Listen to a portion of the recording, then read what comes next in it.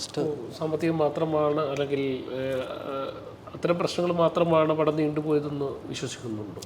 പിന്നെ എല്ലാവരും ഡേറ്റിൻ്റെ ആവശ്യമുണ്ട്. ഒരുപാട് കുറച്ച് കാസ്റ്റും കാര്യങ്ങളൊക്കെ ഇത് പറഞ്ഞിരിക്കുന്ന തലം വേറൊരു രീതിയിൽ ചില തർക്കങ്ങൾ ഉണ്ടായെന്നെല്ലാം പറയുന്നത് ഉള്ളതാണോ? ആൻസിൻ്റെ ശ്രദ്ധയിലെല്ലാം പെട്ടിരുന്നു. ഡയറക്ടറും ആസിഫൊക്കെ കൂടി അത്തരത്തിലുള്ള തർക്കങ്ങളുമെല്ലാം.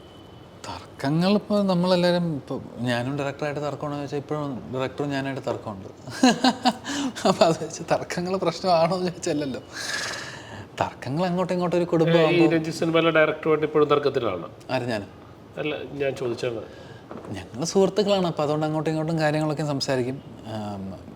ഇപ്പോൾ ഈ സിനിമയുടെ ഡബ്ബിങ് എനിക്ക് ചെയ്യാൻ പറ്റിയിട്ടില്ല, അതാണ് വേറൊരു കാര്യം. എൻ്റെ ആദ്യമായിട്ടാണ് ഞാൻ ഒരു മലയാള സിനിമ ചെയ്തിട്ട് അതിനകത്ത് എൻ്റെ ശബ്ദം കൊടുക്കാൻ പറ്റാതിരിക്കുന്നത്.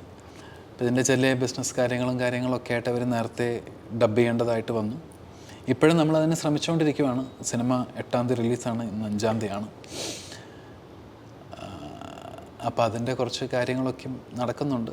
അപ്പോൾ അത് ചെയ്യാൻ പറ്റട്ടെ എന്ന് പ്രാർത്ഥിക്കുന്നു. തർക്കങ്ങൾ ഉണ്ടായിരുന്നു എന്നുള്ളത് തന്നെയാണ്.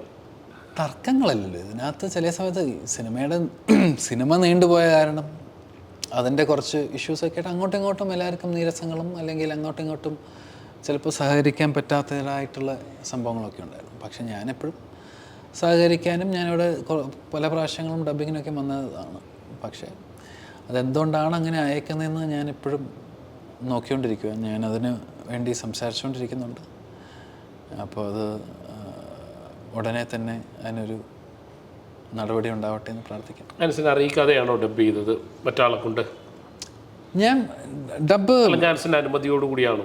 അല്ലല്ല, അങ്ങനെ എൻ്റെ അനുമതിയോടുകൂടെ ഞാൻ ഇതുവരെ ആരുടെ അടുത്തും അങ്ങനെ ഡബ് ചെയ്യാൻ ഞാൻ പറഞ്ഞിട്ടില്ല. പിന്നെ കുറച്ച് ഫിനാൻഷ്യലായിട്ട് ഇനിയും കുറേ ഒരു പകുതിയേക്കാളും കൂടുതൽ പൈസ കിട്ടാനുണ്ട് എനിക്ക്. അപ്പോൾ അതുകൊണ്ടാണോന്നും എനിക്കറിയത്തില്ല. ചോദിച്ചില്ലായിരുന്നു? ചോദിച്ചിട്ടുണ്ടോ എന്ന് ചോദിച്ചു കഴിഞ്ഞാൽ ചോദിച്ചിട്ടുണ്ട്.